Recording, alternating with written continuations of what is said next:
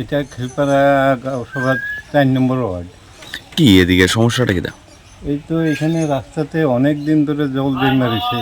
এখানে গাড়ি ঘোড়া কিছু চলাচল করতে হবে না, মানুষের প্রচণ্ড সুবিধা হয়। এখানে সুষ্ঠুভাবে জলটা যাতে এখান থেকে পাস হয় তার ব্যবস্থা করার জন্য আমরা সরকারের কাছে আবেদন রাখছি। এটা কতটুকু ভাঙ্গা? এটা এইটা আমাদের 60 মিটার মতো। অনেকখানি। হ্যাঁ, অনেকখানি। তার বিকল্প ড্রেনের ব্যবস্থা এমন কোনো কিছু করা হয়নি? না না, এখানে বিকল্প কোনো ব্যবস্থাই নেই। এখানে সবসময় জল জমে থাকে বছরে।